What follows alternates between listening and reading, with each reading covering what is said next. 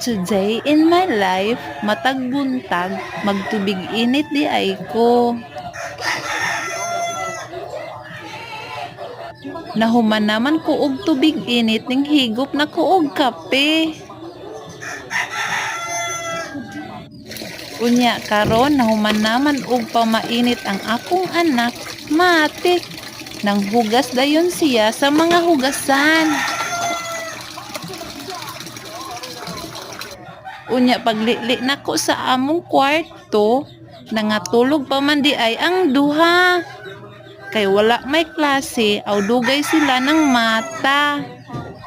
Samtang nangatulog pa sila, nanilhig ko sa among tugaran.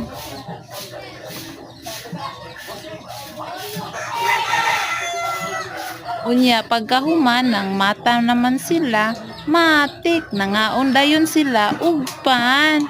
Thank you for watching.